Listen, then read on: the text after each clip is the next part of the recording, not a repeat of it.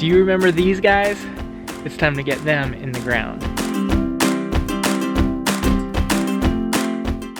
If you guys remember back to around mid-September, my friend Rob from Amiable Acres gave me a couple shoots off his willow tree. I brought them home and put them in some water. They're pretty well rooted now. I really like willow trees. They're absolutely beautiful. Some of our neighbors have them and they just look great. I'm excited about planting these guys. With the way the weather's turning right now, it's just about time for them to be going dormant.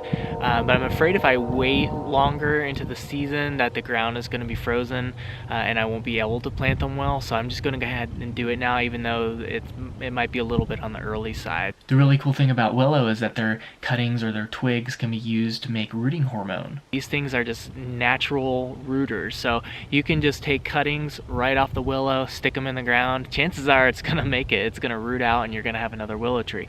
These I put in some water to establish some roots on it first, but these whips are so long I'm gonna cut them right now and actually get a few more willow trees out of this. Stick them right in the ground. I have no idea where my pruning shears went, so I'm using these tin snips, but they'll get the job done. Planting these cuttings is also super simple. Right now I'm just going to use this step-in post, this spike on the end, to make a little hole in the ground, and I'm just going to drop the cutting right in it. Just want to make sure that these little leaf buds here are pointing upward. If I put it in upside down, it'll actually leaf out going toward the ground. So we want to have it this way.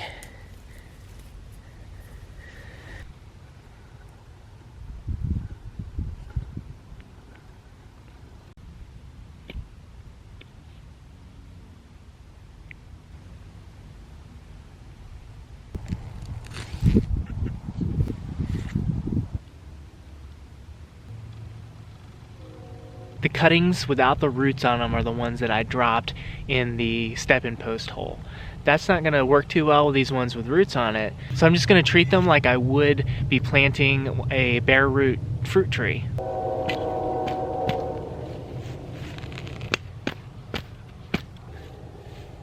I obviously don't need to make that big of a hole, but I just want to create a space that can accommodate the roots. We don't want to smush the roots down, we don't want them spiraling, we just want them to spread out just as you see they are now. And I just need to make this a little bit wider so I can get those roots stretched out a little more.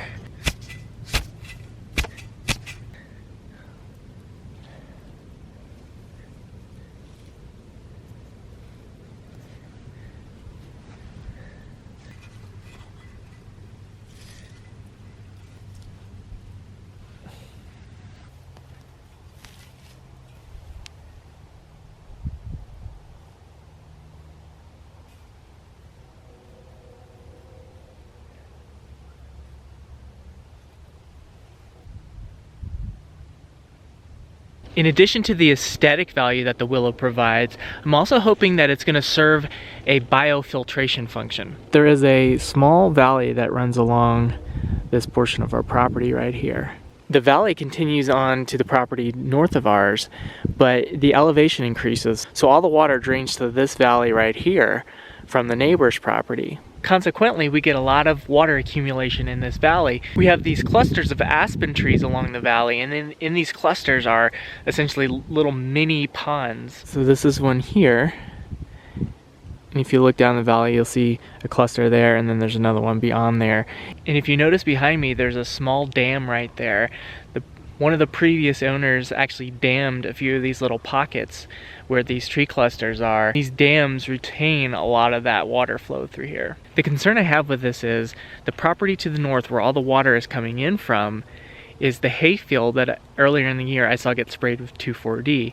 When the chemicals are applied and then there's a rain event, the rain will wash the chemicals right into our little valley here, and the dams are retaining this water. I don't know if it's the same with 2,4-D as it is with glyphosate, but the Monsanto glyphosate marketing is that glyphosate, when it reacts with water, goes inert, meaning that it's not going to have its herbicidal effects anymore. However, just because it's not herbicidal anymore doesn't mean it's not toxic anymore. Willows love water. They are water sponges. Their roots just love to go to creeks, rivers, ponds, anything like that, to where they can get an abundance of water. So I placed the willow cuttings along this valley, parallel to the valley, just in from it some, so it's not going to be underwater. My hope is that the willows really take off, at least a couple of them, and they send their roots out to the valley area where all this moisture accumulates. It stays wet there most of the year. Even during the dry summer, you can see the grass there.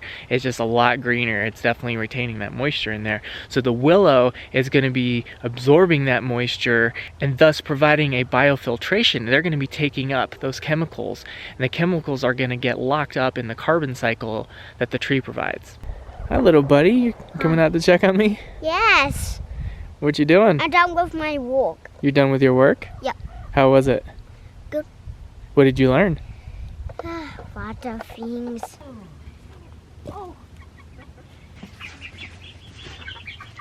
Hey, which one's your favorite one? Where did she go? It's outside. When we first brought these new pullets home, little buddy picked out one of the blue copper morans. It might be the only blue copper moran. I don't know if we have one or two.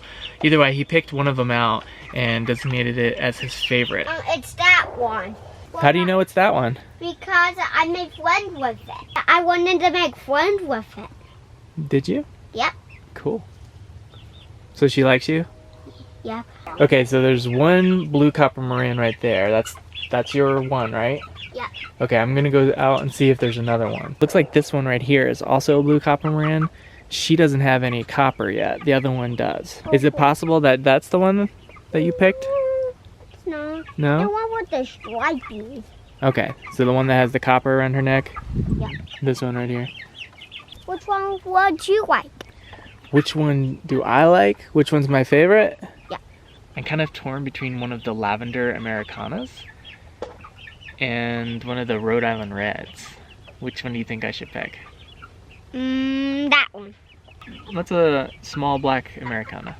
Update on the feed situation. Yesterday, before I left for the Farm and Food Expo, I told Ashley in the morning to go ahead and give the pullets some of the soaked grains that we had. I forgot to tell her to also give her some of the dry grains so that we can work on transitioning them over. So she just gave them all the soaked grains, but they ate them all. There was no problem with it. When I came in here to fill it this morning, it was completely empty. So I topped them off with more soaked feed this morning. You can see there's really no waste over here at all. There's a few little pieces of grain over there, but that was from a couple days ago when they still had the dry grain. The waste has gone down considerably. I think this method's working okay so far. I've been poring over all the comments we've received over the last few days in regards to the slaughter video and then the follow-up video, and I am absolutely blown away. The amount of support this community you guys have given us is tremendous. We are so grateful for all the encouragement, all the support. I can't thank you enough for that. If Ashley were here, she would be with me right now telling you guys this. She had to leave early this morning for a business trip and will be gone all week. So it's just me. But she actually blocked off some time yesterday and sat and read every comment also. She was really touched by all the support and feedback. It's definitely gone a long way as far as encouraging me. Knowing all you guys are out there watching, going through this with us, you know what I'm trying to say. Thank you. Thank you. The big takeaways from the comments though were, one, we did everything the best we could. We gave the lambs a great life while they were here on this homestead. They were well loved, well cared for, and had a good life. The next takeaway is in regards to the actual slaughtering process. What I'm getting from you guys is, if I want the slaughtering done in a way that meets my expectations and my standards, really the only way I'm going to achieve that is if I do it myself. And I think that's the truth. Before I even started homesteading, I started chewing on that thought of doing home butchery, doing it all myself. And this is a goal of mine. I decided that I want to be able to work towards that. I want to achieve that someday. I knew going into it my first year, I decided right off the bat that I would hire out a mobile slaughter unit. I know I wouldn't have had the confidence to be able to do the slaughtering and all the butchery and everything right off the bat my first year without any kind of experience with that. So that's why it was important for me to hire it out. So it is a goal of mine to work towards that. I guess when I feel ready for it, I'll know it, and I'll make that decision then. And lastly, you guys have confirmed what I was thinking regarding if I had a larger flock, if we had a lot more sheep or whatever the animal might be, if we had a lot of them versus just a few, and we were only slaughtering a certain percentage at the time, it's easier. You still have animals left over when you're done. You're not processing everybody out. So it makes that whole situation a little bit easier to get through. So I appreciate all the feedback regarding that. It really helps me know that I'm on the right track with that line of thought. When I last talked to the butcher, he said that they're going to be doing the actual butchery tomorrow and that the meat should be ready for pickup the following day, frozen and packaged. I'm really curious to hear back about the hanging weights so I can get an idea of my actual cost per pound on the animals, as well as just let me know how I did regarding their finishing. So once I get all that information, I'll be, of course, sharing it with you guys. Stay tuned for that.